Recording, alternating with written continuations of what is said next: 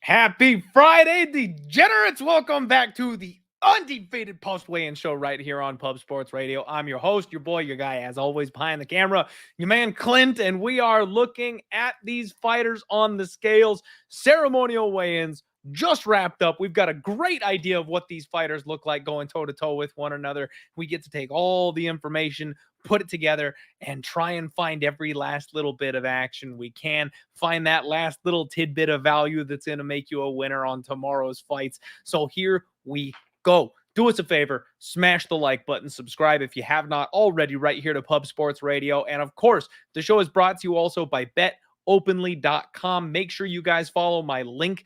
Sign up at betopenly.com. You've got better lines on literally every single thing in the world you want to bet because they only charge 1% juice with peer-to-peer betting. Long term, it's going to pay off. It's going to save you money. Hope everybody is doing well. Let's get into the damn thing. I finally pulled the trigger on Michelle Pereira, and I can't believe that fight is pulled. You guys, so two things happened. All right, two things happened this afternoon. There were two big weight misses. We will talk about one of them because obviously this one's canceled. We're talking about it now. Michelle Pereira comes in 3 pounds heavy. Did not look bad. Did not look sucked out. Eyes weren't sunken in. Just a mountain of muscle. And I'm sitting here going, I was loving that spot. Absolutely loving having a 2-unit bet on him. And I had bet the plus 550 by knockout. I was all team Pereira by this point in time. And when he comes in overweight, that's an advantage. My guy looked good. He obviously quit cutting weight way early in the process. This was not something where he was drained and sucked out and tired and exhausted. That extra poundage was going to get me that knockout. I have no doubt in my mind. The problem is Wonder Boy and his team are smart enough not to take that fight. I can't blame them whatsoever when you're taking on a monster like that who comes in with an advantage and you took all that trouble at 40 years old to cut your weight and suck yourself out and be that, diminished going into the fight. It's not really fair. And rather than taking the extra money, they didn't take the fight. I'm disappointed.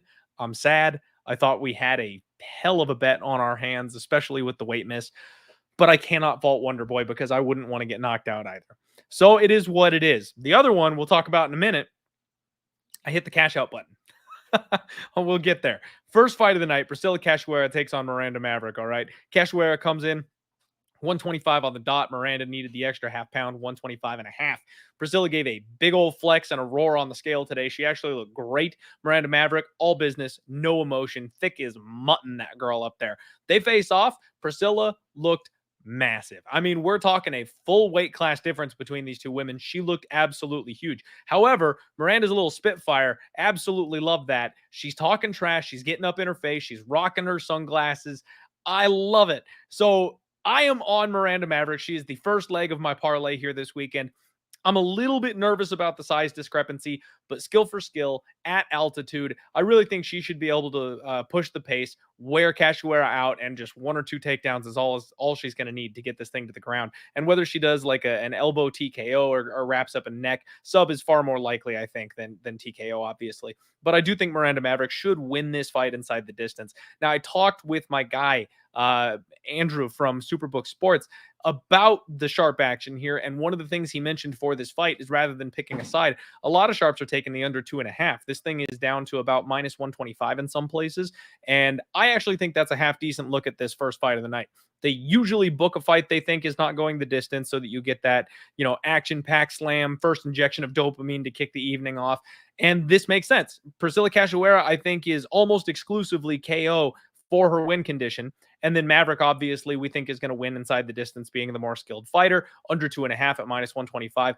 I like it. I might add that to my card almost as a little bit of a hedge, right? Because if for whatever reason Priscilla does catch Miranda, then I get a unit back with that parlay busting. And then if the parlay cashes, again, I'm expecting Miranda inside the distance. So hopefully it's just an extra unit sprinkled on top that I get to add to the pile of gold we're taking home at the end of the night. So might add that under 2.5 to my card. Second fight of the night, they have shifted the whole thing around here, guys. So it's going to sound like it's out of order. I believe this is the new bout order, at least according to the official ceremonial weigh-ins. Uros Medich takes on Matthew Semmelsberger in the next fight.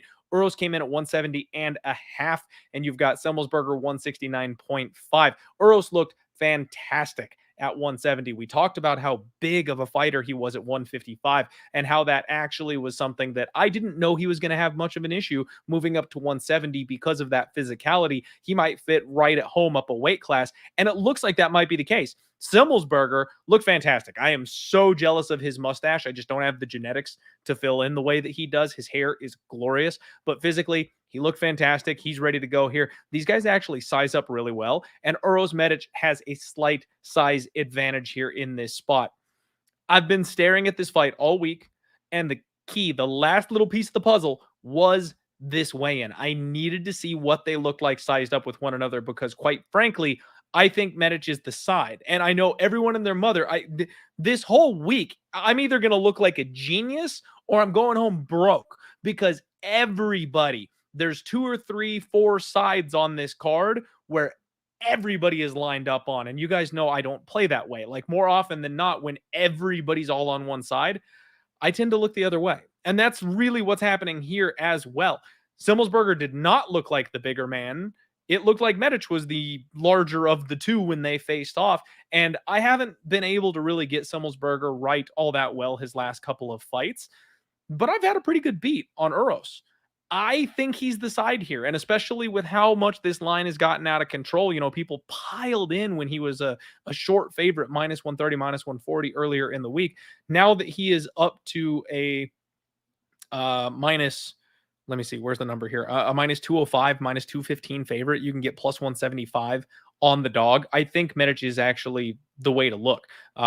He's going to potentially be faster. I know everyone talked about Semmelsberger having the power advantage, but I'm not sure that's entirely true either. Medich is a guy who's knocked out every opponent he's ever faced. So, like, it's not like he doesn't have pop in his punches. He's been away for a while. He might have made some improvements, and we know Semmelsberger can't stop a takedown. If this kid's strong enough to get him to the ground, he'll just grind a round away for free because we know Semmelsberger can't stand back up. Also, the other thing is maybe that 1.5, the total might be in order here because Medich showed in his last fight that he's more than willing to take his time. He used a very intelligent jab, good footwork, moved around the cage, and used that to his advantage. If he does that again here against a guy who's relatively known for being quite durable, Matt Semmelsberger, this thing could get over 1.5. Even if he doesn't win the fight, it could just be one that gets extended. So I'm leaning over 1.5, and I'm leaning Uros Medich. And the sneaky one here would be like Uros Medich by decision at 6-1. Because Matt Semmelsberger tends to fight to the level of his competition. He tends to fight pretty closely with people, and he's durable as all get out. We're not sure that Uros Medich's power just translates suddenly up to 170. We're not sure he hits like a truck at 170. He might be a jab, stick, and move type of guy at 170. He might need to mix in a couple of takedowns. So there's a chance that this thing goes the full distance. And if you lean on the durability of Semmelsberger, that 6-1 number could be looking pretty dang good. I mean, 16-1 on the sub prop. That's yeah, he's got a couple subs on his record. I'm just saying. I don't know. I gotta think about that a little bit more. But quite frankly, I do lean dog or pass here in this fight. Don't know if I'm betting it yet. So keep an eye on the socials. I'll obviously tweet it if I do lock that in. Darius Flowers takes on Jake Matthews. 170.5 for Flowers, 170 on the dot for Jake. Flowers, big solid flex up there. Looked great on the scale. Same thing with Jake Matthews. Business as usual. He's been around. Matthews looks huge. This is another spot where it looks like he's in the wrong weight class, right? Flowers is coming in on short notice, but he's actually dropping down to 170 from 185 as far as his regional career to the UFC transition. So he's not necessarily undersized. He's used to being the smaller fighter, and he's thick. That guy's got a ton of muscle on his frame, very short, compact, and broad.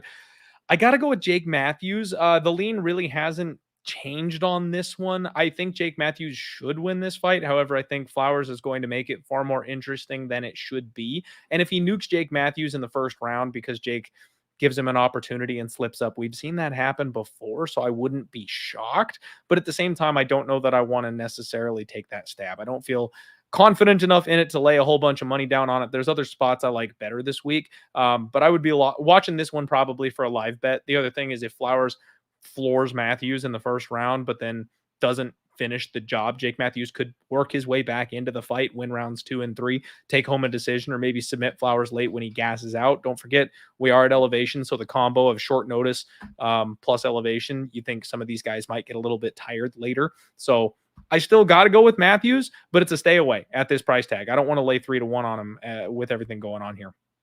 Roman Hoppilov takes on Claudio Ribeiro up next. 185 for Hoppilov, 185.5 for Ribeiro. Hoppilov, I noticed, had that sensitivity to light thing going on. I talked about that before.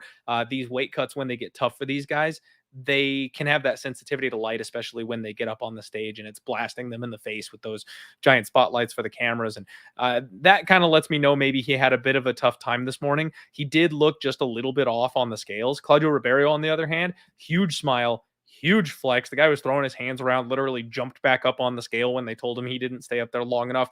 Love this guy. Love his energy. Love everything about him. He's a whole lot of fun. Roman has a decent size advantage here in this spot, but dang, Claudio Ribeiro is thick. It's one of those, tall and lanky versus short and broad type of situations. I'm still leaning towards Hoppilov. I think the cardio of Hoppilov is ever so slightly better. And I do think that crisp jab of Hoppilov is going to be really what tells the story in this spot. So again, kind of leaning with that over 1.5 at -145. It would definitely be another butthole clincher type of situation because of the type of power that these guys throw with. Ribeiro has those nasty, nasty leg kicks, and everything he throws is with bad intentions. He could nuke Hoppilov. He could catch him with something big pretty much at any point in time here. So not one that I'm like overly sold on or like super confident in. I'm picking the favorite Hoppilov. I'm probably passing from a betting perspective. Next up, Vinicius Salvador and CJ Vergara. Salvador came in at 128.5, and this is the exact opposite of the Michel Pereira situation. CJ Vergara 125.5. He looked great. No issues. He had his heart sunglasses on. I know I knocked the fighters for rocking the sunglasses, rocking the shades when they're weighing in, but that's his whole thing. Like, he threw up the heart fingers thing with I've never tried to do that before. I think that there you go. That he threw up the heart finger. That's his thing. He wears hearts, right? So heart sunglasses. All right, we'll give the guy a pass. But Salvador, I locked the bet in at +145 a little earlier in the week. I had to hit the cash out, guys. If you listen to my Monday breakdowns on this one, I kind of called the split decision here. So I like the coin flip a little bit here on the dog. I think CJ is going to do his thing. He's going to fight high cardio, high intensity, high pace. And it'll be like round 1, Salvador with bigger, more powerful shots. Round 3, CJ with the volume once Salvador is slowed down a little bit. Who won round 2? I like the dog shot there. So I had a 1-unit poke there on Vinicius Salvador. I cashed out. As soon as I saw this weigh in, I cashed out and I tweeted it. I tried to warn everybody. I want no part of this thing because Salvador looked like death on the scales today. Okay. Not only did he miss, but he looked awful. I mean, gaunt, eyes sucked in, mouth hanging open. His eyes were half closed when they got him back up there to take pictures of him and shit. Like, he looks terrible. And I know he's a guy that struggles with this weight class. He's very big for this weight class. So it's something that you expect to see him struggle when he gets up on the scale like that. But this was like beyond a struggle. This is like, they probably should have pulled this one. So I can't trust a guy like that going into the fight when he's that depleted, especially when he's taking on a cardio machine like Vergara. Because if there's one thing CJ is going to do, it's not stop. So if Salvador has this rough of a cut like that, trying to hit that limit and can't do it, he is absolutely going to be compromised in the cage tomorrow. Good luck to anybody betting this one. I'm pulling my money. Dixon asking live bet CJ after 1. I do think that would be the move, especially if he does get like rocked early. We've seen him do that 100-meter sprint like I talked about, trying to stay alive even though he's hurt. If he gets done like that in the first round but doesn't get finished, I definitely think You look at CJ live if you can get a shorter number on him, because I do like him the deeper the fight goes, obviously. My guy Patrick in the house, addicted to combat. What's up, buddy? Good to see you. Thanks for being here. Thank you all for being here. I got a family dinner to get to, so I'm trying to not be here for an hour and a half like I usually am, but I see 160 of you live in here with me. Thank you, guys. Hit the like button for me if you would, please. Next up, you got Gabriel Bonfim taking on Trevin Giles. Both guys made 170 pounds. Solid flex from Bonfim. Relaxed up there. No issues.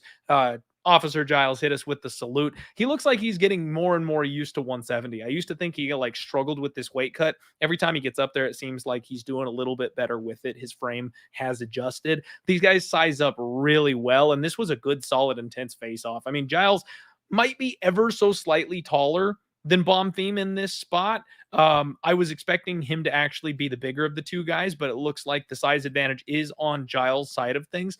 That doesn't really change my handicap of the fight whatsoever. I still think that Bonfim has the skill set that you need to go ahead and take out a Trevin Giles, because Giles will slow down. He will be there to get hit. He will trade low volume pot shots with you. And then when he gets tired, he will shoot a sloppy takedown. And that's exactly what we're looking for here. I think Gabriel Bonfim wraps up a neck at some point, whether it's from rocking him with a shot beforehand or Giles just deciding to change levels at the wrong time. I think Gabriel Bonfim is going to find that neck at some point here in this fight. He's the anchor with Miranda Maverick. That's my big spot. My big parlay for the card is Bonfim and Maverick. I'm a little nervous about it. That was the very first thing, low-hanging fruit, right? Like jumped off the page at me early in the week, so I hammered it, and I've had to kind of sit and stare at it over the course of the week. I'm not hedging or cashing out or anything like that, but anytime I have a bet like that and I've got all week to analyze whether I like it or not, I start poking holes in my own theory and my own logic. But no, both of them should win, and both of them should win inside the distance, in my opinion. Michael Kiesha takes on Kevin Holland up next. Kiesha 170 on the dot. Holland 169.5. He always comes in light, even down at 170. Holland, he's just so damn skinny. Kiesha has some gray rocking in his beard. That's new. No problems for him on the scale today. He's filled out at 170. Frame looks really good in this weight class. Kevin Holland, he's got that skinny shredded thing going on. His abs are ripped up, and no problem for him. The interesting thing about Holland this week, he's big mouth, right? Like he's always talking shit. Always. He's talking on the scales, flapping his jaw, just going off while he's up there weighing in. As soon as they face off, he's oddly quiet. Holland goes silent. Like these guys face off, and there's this quiet confidence about Holland this week where he's not jawing, he's not joking, he's not laughing. He's just kind of like knowingly smiling at his opponent here. And I know, again, I'm reading way too into these things, but that's a confidence thing to me. Like that speaks volumes to me of just kind of the attitude that he's bringing with him to this fight. And I wouldn't be shocked at all if Holland is just simply unbothered by somebody like Kiesha. You know, he is like he knows a little something. You know what I mean? He came into his last fight with a broken hand, still decided to knock out a UFC veteran deep in the third round of that fight just because he can. You know, when he turns up, when he hits the gas, he knows these guys can't hang with him. And I think he kind of has that vibe here in this spot. We've also seen instances where Kiesha is a good hammer and a bad nail. When he's not in the driver's seat, he kind of tends to fall apart. He tends to get a little flustered, and then he has a tough time making it to the finish line when he's the one on the back foot. I think he's going to have a real hard time striking on the feet with Holland. And even if he does shoot these takedowns, Holland has shown a better job defensively grappling at 170 as opposed to 185. His get-up game's better. He's stronger at this weight class when compared to his opponents. And we've seen Kiesha make mistakes and then get tapped, you know, guillotines and Darce chokes. And Holland has got those long, lanky arms. He's got a good Darce choke on him too. So I could see the club and sub. I could see him catching him. I'm going to side with Holland here. It looks like you can get minus 145. This does seem to be the square versus sharp position for the week. All the sharps are on Kiesha. All the squares are on Holland. And some of the squares, you know, guys that I would say are pretty sharp, who I absolutely respect in the betting circles, are on the Holland side of things. And that's the side I've liked all week. I've just been kind of doubting because I came in before I watched my tape. I came in like brain, you know, matter going, I think I'm going to bet the grappler and Kiesha here. Like just way before anything ever even got started. I was like, I'm expecting myself to be on the Kiesha side. And then I ran the tape and I was like, oh shit, I kind of like Holland. So I don't count that as, I'm trying not to do the bounce back and forth thing. I don't count that as a bounce back and forth because obviously we all come in with like preconceived ideas before we do the road work, before we do the tape. And that's what this is. So lean to Holland here in this spot. Lean Holland inside the distance. Holland by sub at plus 500, I think, is going to probably get a little bit of a sprinkle from me or end up in my submission special at least. I like that spot, I think. Next up, Tony Ferguson takes on Bobby Green. We're on the main card at this point. Ferguson 155 on the dot, almost making a statement there. Bobby Green 155.5. Both these guys are showing their age just a little bit. I mean, Tony, I would love to knock him for wearing the sunglasses. We don't like the sunglasses on the scale, but it's Tony freaking Ferguson. He always wears sunglasses, and he's not hiding jack shit. He's just being Tony Ferguson. So it is what it is. He was stone cold though. Dialed in. I mean, even at the presser, like I know he says weird, crazy shit at the presser and stuff like that, but I mean, even when Bobby was trying to like bring the shit talk out of him and get into a back and forth, he was just like, I'll see you tomorrow. You know what I mean? Like he is absolutely 1000% dialed in here on this fight. Tony is, I believe. Bobby Green, he took a big old deep breath on the scales today. Honestly, it looked like maybe a tougher weight cut than usual. He was not having a very good poker face up there today. I know Bobby is one of these open and honest guys. He'll tell you if he's having a bad day. He'll tell you if he's feeling rough, but I could see it on his face. You know what I mean? And they're both getting up there in age. They're both cutting to 155 time and time again. And that's going to suck after a while. A lot of people, Tony tried to move up and now is coming back down, right? Like people don't stick around at this weight class for long when they're big. So can't knock him too much for it, but I think he had a little bit of a tough cut. I don't think it's going to, impact his performance or anything like that, but just age showing. Tony does have the height advantage here in this spot, just kind of the size advantage in general, right? Big guy at 155. Bobby was talking to him. It was respectful. They fist bumped at the end, but death stares from Tony the whole time, not cracking. Like he's not playing the game. And that's honestly something I love as a guy who took the stab here. Leap of faith on Tony Ferguson. That's right. I did it. I did bet Tony Ferguson. I'm not going crazy. It's not a big bet. I bet the spread, the plus 3.5, because I think he can win at least one round. And then I got a half unit at plus 310.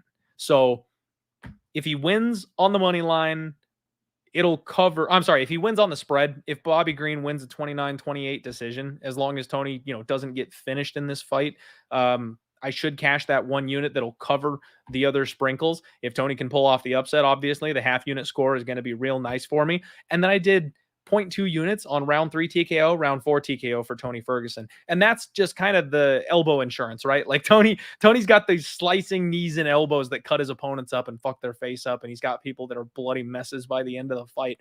I think that's how he wins if there's a stoppage in this spot. I mean, it also just has not been that long since Bobby Green ended up getting KO'd. He got severed from his consciousness not too long ago by Drew Dober. So it's not like it's that far out of the realm of possibility for Tony to land that front kick or that kick that he landed in the fight against why am I blanking on his name? All-American Michael Chandler. So I think there's some possibility that Tony could land a KO here. He's also the bigger guy. I'm expecting decision. I'm expecting a competitive 3-round back and forth war, as is customary for Bobby Green. But that's just little sprinkle on some crazy stupid numbers. Plus 2,800 and then plus 3,500 for the round 2 and round 3 respectively. Fingers crossed. I need one last ride with Tony Ferguson.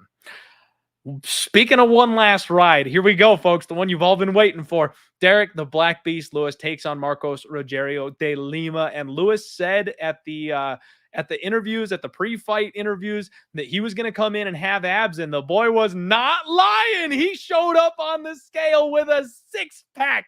Derek freaking Lewis with a 6-pack on the scale today. He weighed 263.5. I don't think he's ever been that light, man. And that sounds funny because it's 1.5 pounds under the limit, but I'm not even kidding. Marcos de Lima 262. And Derek just looked incredible. I mean, best shape of his life. Legitimately, we've never seen him rock abs on the scale before. It's never happened. Now, Marcos de Lima, that is one thick man. Holy crap. I mean, no problem for him. He's coming up from 205 like we've talked about forever. He's always got that extra weight around his gut. He is all arms. Like, that's the one thing with de Lima is he's like the fattest guy you've ever seen from here down. The arms, he's got arms, he's got traps, he's got shoulders, and then everything below the nipples. He's fat. Derek Lewis does have a decent size advantage here in this spot. That is a big old boy. And I can't help myself, folks. Like, I'm either going to donate massively, I'm going to give some of my winnings back this week, or I'm taking home the bag because I'm standing in front of the entire market on these spots. I know it's sketchy. I know it's scary. I know betting on fighters who have kind of tend to have dipped off doesn't necessarily seem like the most profitable thing in the world. But this seems like the best fight that Derek Lewis has had in 5 years. Like, seriously. He has not had a weak level of competition since the UFC gave him a layup against Olenek back in 2020, which I guess is 3 years ago, but still, you get the point. Yeah, there you go. Mr. Savage level 9000 says, trust your nutsack. I got the always trust your balls shirt on, baby. Everybody should swing by my store and go grab one so you can rock with me with these awesome t-shirts. Shameless plug. No, but seriously, I am trusting my balls here. So Derek talked about how he came in the Spivak fight and he didn't eat to get down on weight.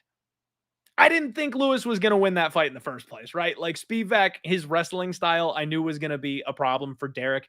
You can have that fuck you, get off me, push off, get up game and defend a couple guys that are not going to take you down on repeat, and it works for Derek. Someone like Spivak who's going to shoot takedowns and chain 10 of them over the course of a 5-minute round, that's never going to work. So I take that part with like a grain of salt that, you know, at least he identified what maybe went wrong in his preparation for the fight and seems to have fixed it coming into this one, but he was never winning that fight. Coming in, looking good, in shape, breaking competition level, fighting a fellow 48-year-old. These guys are the same age. And then the big thing that I've mentioned all week is just the level of competition gap. And De Lima, here's the thing. Everybody just piling in on De Lima, acting like he's some world beater. Somebody said that they felt like he was going to be one win away from, you know, like cracking into the top 5 of the weight class. I'm just like, are you guys talking about the same De Lima? Like, this guy fought Maurice Green, Ben Rothwell, Blagoy Ivanov, Andrei Arlovsky. And the UFC threw him to Waldo Cortez Acosta, hoping to buff up the resume of Acosta. He got out of there with a decision win somehow because Waldo Cortez Acosta sucks. But these other bums like Derek Lewis would knock these guys into the 3rd row. These would be non-competitive fights for Derek Lewis. And that's the winning streak that this man is on. We have seen him pack up his lunch and fold after the first round against any decent level of competition he's ever had. Back when he was a 205er, Nikita Krylov, Gazimurad Antigulov, which most of you guys don't even know that name. He folded up against that guy. Oven St. Preux, Stefan Struve. That was like one of the last wins Stefan Struve ever got in the UFC was over Marcos Rogerio de Lima. Like, it was literally the last win Stefan Struve got before he retired from the sport of MMA. Like, this is not a good fighter. He's not a top 5 fighter. And people are knocking on Lewis for giving up. This guy gives up if he doesn't have the hammer after about 5 minutes. Cortez Acosta has no pace, no pressure, and no power. And that's why he couldn't get this guy to fold. Anybody else will. Blagoy Ivanov walked through him and pinned him up against the cage and made him quit in that fight. He was gassed. He was exhausted. Blagoy did whatever he wanted for rounds 2 and 3. Lewis can do the exact same thing here. And on top of that, Lewis is the hardest puncher this guy's fought since ever. Since ever. This is the hardest puncher this guy has ever faced. So I know he's never been knocked out, but he's never fought someone that hits as hard as Lewis does. So I hear it, guys. I know. I hear you. If you're saying Lewis is done, that's totally fine. That's totally fine. But what if he's not? Lewis has yet to say the R word. He has yet to say the R word. He's getting a big break in competition here. I couldn't ask for a spot that I liked better for the Black Beast to remind you all who the fuck he is. He's a huge underdog. Here's the big thing though, folks. If you missed the boat, now seriously, if you're not joining me and my crazy crackpot society gambling on Derek the Black Beast Lewis to come back and get one more win, fine. We'll take the tinfoil hat off here for you. Just don't parlay this guy. Please. Save yourself the heartache. You do not want a piece of Marcos Rogerio de Lima at minus 215. I just really don't think you want to do that to yourself. Because if you got in at minus 120, if you got in at minus 140, minus 150, okay. I can see an argument for Derek Lewis's shot, and I'm simply fading a walking corpse at this point. Okay, fair enough. Minus 220 on this guy? Never. Please don't do it. This is going to be the parlay buster of the week, and you guys want no part of that. Jan Blachowicz takes on Alex Pereira in the co-main event. You've got Jan coming in at 205, Pereira 205 and a half. Classic Jan, looking maybe a little bit slim and soft up there this time. I mean, again, he's 40 years old. We're getting up there in age, and that's why you always have to question these guys at this stage of their career. He looked fine. Didn't look like he struggled with the cut or anything like that. Pereira, on the other hand, looked healthy. This man had all the fat in his face. He wasn't sucked out. Obviously not as shredded. He looked a little bit softer, but he looked bigger somehow. It's almost like he got an inch stretched out of his spine for this one. He's huge. Absolutely massive. He dwarfs Jan in this spot. I don't know how this guy moves up a weight class. Not a small weight class, mind you, but from 185 to 205, which is a huge jump, not like 145 to 155. This is a massive jump in weight, and he looks huge, massive against a guy who used to have the belt. Like, unreal, absolutely unreal. We've got to pick him here on this spot, and I've heard arguments on both sides of the fence for this one. I absolutely leaned towards the Jan side early on in the week, and as the week has gone on, I've found myself kind of drifting over to the Pereira side of things. So I ran the tape initially, and I noticed the weakness of that right punch from Pereira. He seems to always have that be open and available. But I also noticed when I went back and watched some of this that first and foremost, Jan's biggest advantage is going to be grappling. He doesn't always shoot those takedowns. You can't really trust him to do it consistently. So there's no evidence that he's necessarily going to come out with a singlet on for this fight. And when he does fight, his favorite punch is this little like shovelly uppercut with his right hand. And he sets it up, which makes him drop that hand.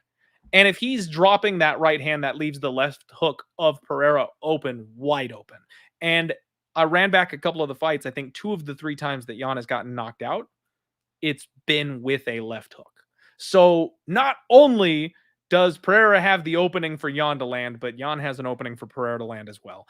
Izzy himself came out and said that Alex hits harder than Jan does after feeling both of their powers. So I don't know that I want any part at this point. I know very sharp people on both sides of this fight. We've got a legitimate pick'em here, price tag wise. I kind of side with the youth of Alex Pereira. I kind of think he will eventually find that knockout blow. This could be a good, solid live betting spot, especially if Jan does land takedowns in the first, and then it looks like he's kind of struggling to keep Pereira down or something like that. And we've got 2 rounds left to go. Maybe take a shot on Pereira as a bigger dog at that point. I kind of think Pereira finds him. I kind of think he finds the hook at this point. No bet. No bet for me at this time. You guys know, follow me on social media. I'll tweet it out if I end up getting there, but I am not at this point going to put a bet on this spot. Main event time, folks. We are getting there. Main event time. DP takes on Justin Gaethje. 155 for Poirier, 156 for Justin Gaethje. And Dustin Poirier, business as usual. No problems for him. He's very relaxed on the scale today. Love the way this guy looks. No problem making that cut. Gaethje, he gave a bit of a one-arm flex and was kind of licking his lips. He's got that dry mouth thing going on, which, again, is another sign of a tough weight cut. He looked tired.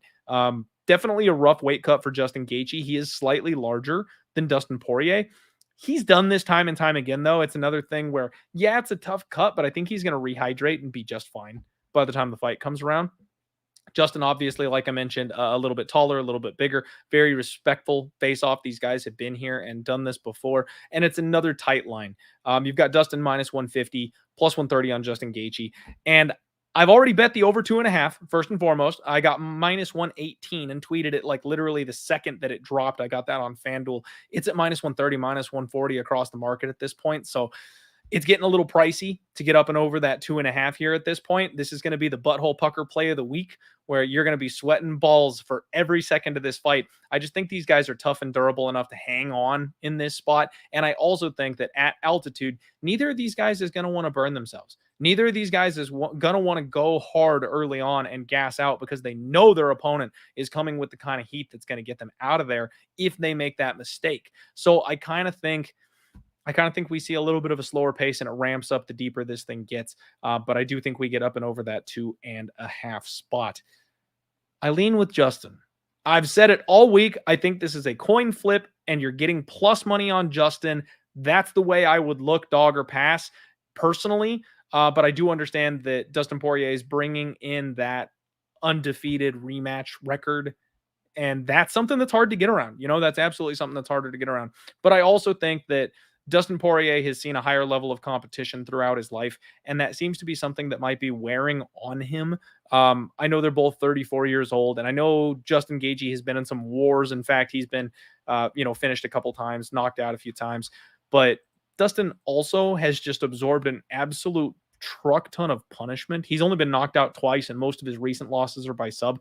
But that also just the wear and tear on your body, it takes a toll on you. And his most recent battle against Chandler, I think Dustin might have just a little bit more gas in the tank at this point, and his performance over Rafael Fiziev was gorgeous, showing new wrinkles to his game at this stage of his career. And I think that's something that might carry him in this spot. He might make the better adjustments with Trevor Whitman with him in crew, but it's a close fight. It's going to be a close fight. It's a coin flip, and good freaking luck on whichever side of the fence you guys land on for this one. I'm going to real quick for you guys listening here, recap the action that I have because we've had a couple canceled bets and a couple pulled fights, etc.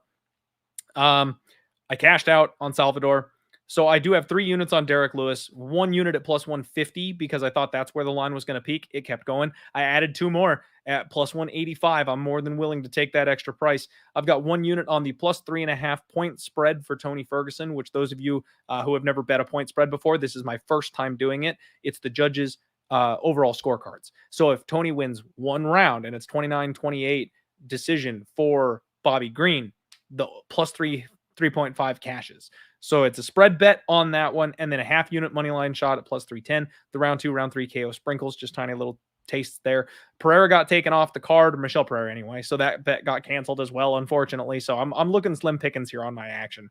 The parlay, Miranda Maverick, Gabriel Bonfim, that's my big one. 4.23 units to win 3 units. And then Dustin Poirier Gaethje over 2.5 at minus 118. That's where I'm at this point. And just kind of running back through, I'm extremely tempted on Uros Medich. Now that I've seen the weigh-ins and the face-offs, I might end up finding my way to that dog here. Pereira is the one that I'm leaning towards in the co-main event. I'm not sure if I'll get there from a betting perspective. I might add Holland. I'm probably going to add Holland by sub, and then Priscilla Cachoeira, Miranda Maverick under 2.5 is a bet that I may add as well. That's the Undefeated post weigh-in show, folks. Thank you all so much for joining me. Real quick shout out my guy Sean D coming in here with the dono. Thank you very much for the 199, my friend. Very much appreciate. Clintus Decimus Meridius. Let's roll. That's absolutely right, man. Let's roll. And Mike, real quick for you, everyone go watch the Sharp Action Report with our guy Andrew. No big guy this week. He doesn't have any plays. Can you believe it? The jerk doesn't come in and give us any action on UFC 291, but there were other sharp positions that he did tell us about, so make sure you go check that show out as well. Good luck, everybody. We'll see you tomorrow. Pub Sports Radio, free contest, free entry on pubsportsradio.com. $100 to the winner. In fact, I think the boss man actually doubled the prize pool this week. So the winner gets $200, I believe, for UFC 291. Look for Slaughter on Twitter. Make sure that's accurate because I think I saw that, but I don't want to say something wrong and everyone be pissed off at me if they win and they don't get the extra 100. But free contest, $100 up on top. And then, of course, the live bet show on Pub Sports Radio will be doing I think I'm going to join the boys on Saturday. I should have a chance to pop in there and jump on the live show and get with you guys for that one. So thanks, everybody. It's been a hell of a week. Let's stay hot. Let's cash some more of these tickets. Good luck on all your degenerate action. Let's roll.